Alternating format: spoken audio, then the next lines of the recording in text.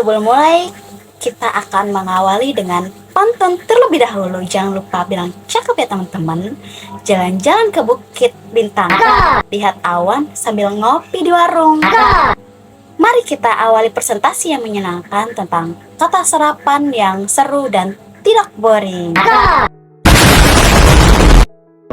Assalamualaikum warahmatullahi wabarakatuh. Saya Ervina Damayanti bersama rekan saya yang paling kece adalah Saya Putri Nawati, kami dari kelas PBSI 2A ingin mengajak kalian semua untuk membahas sesuatu yang seru nih. Nak, ngomong-ngomong, lu udah nge-like postingan gue belum? Postingan gue di TikTok kemarin itu loh. Ayo dong nge-like. Jangan lupa di-like ya. Nah, itu dia. Kita tuh sekarang bahkan ngomongnya udah pakai kata nge-like lah, di-post lah. Padahal kan itu kata serapan ya. Nih, makanya yuk kita bahas lebih dalam deh mengenai hal ini dengan judul Evolusi Morfologis dan Perubahan Fungsi Kata Serapan Bahasa Inggris dalam Bahasa Indonesia Digital Kontemporer. A few moments later. Jadi sebenarnya latar belakangnya tuh seperti ini guys. Sekarang tuh di media sosial seperti TikTok, Instagram, itu kan udah jadi makanan sehari-hari kita sebagai anak muda ya.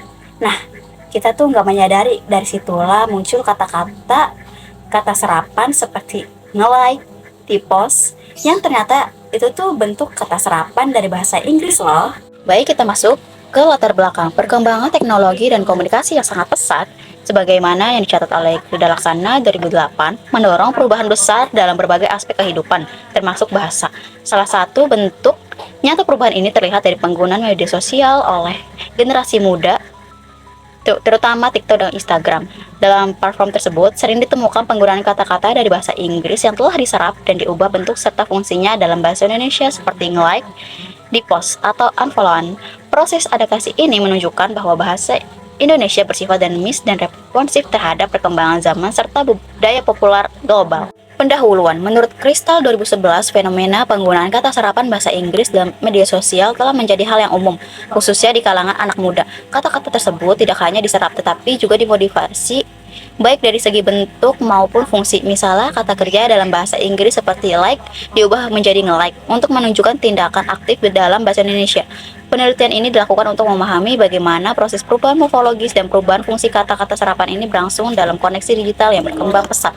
Landasan teori, menurut Sari 2020, kata serapan merupakan kata dari bahasa asing yang masuk ke dalam bahasa Indonesia dan telah mengalami penyesuaian baik secara fonologis maupun morfologis.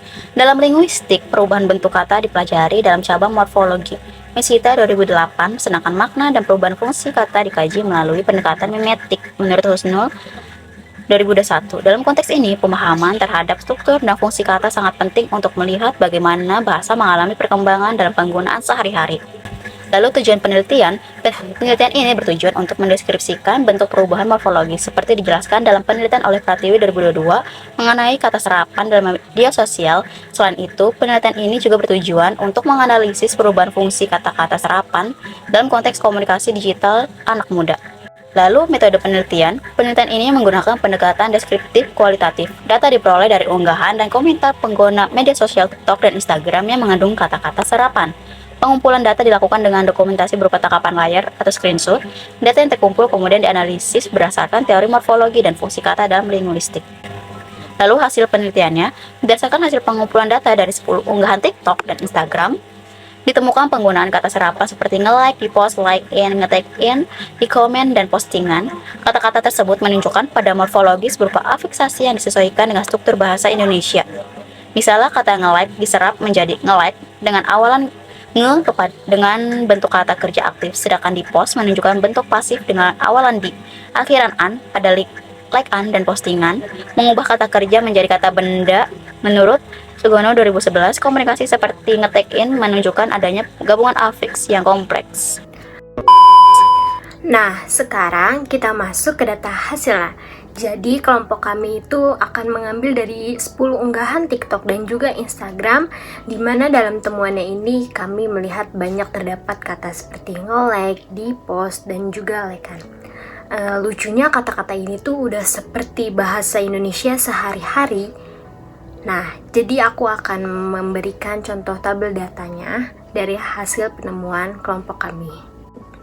Nah, hasilnya pada tabel data ini tuh di mana ada beberapa kata yang sudah kami dapatkan dari 10 akun publik dari Instagram dan juga TikTok, di mana dalam kata serapan nge-like, nah bentuk asli itu dia dari like dan terdapat perubahan morfologi seperti awalan nge, di mana fungsi barunya itu kata nge-like ini sebagai kata kerja aktif.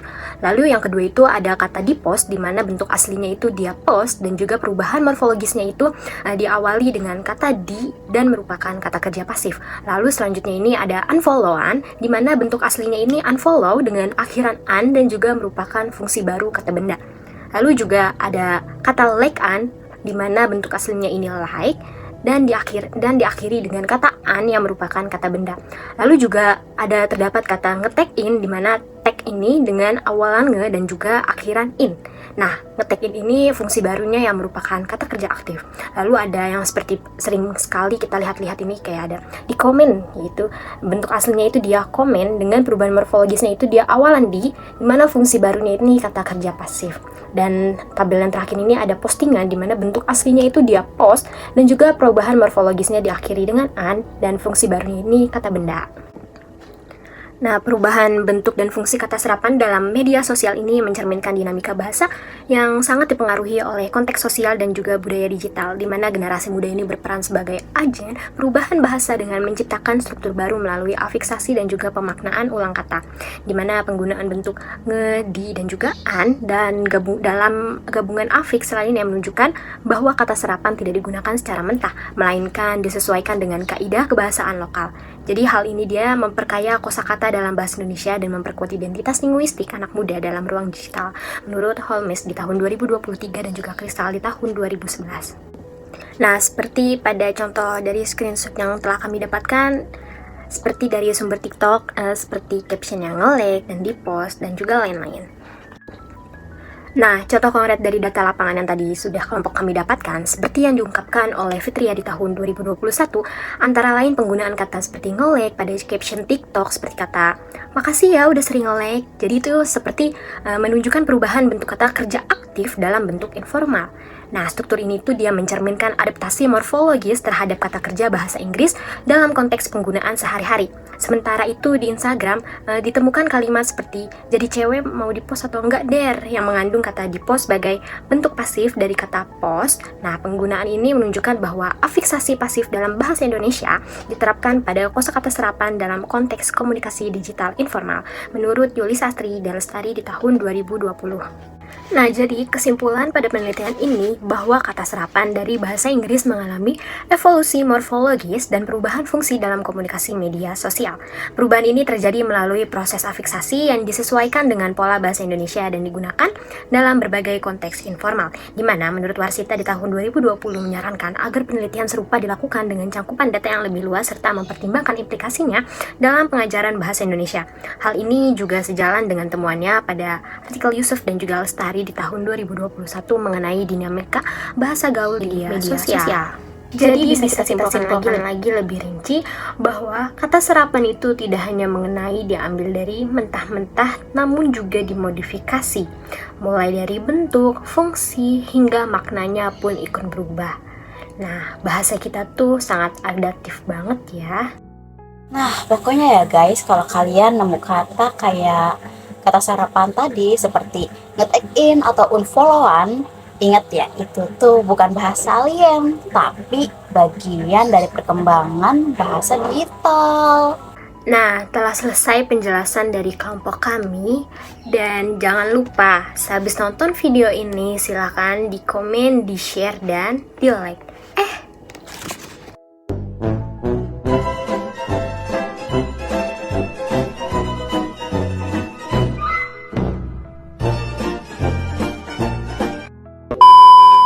Terima kasih sudah menonton. Wassalamualaikum warahmatullahi wabarakatuh.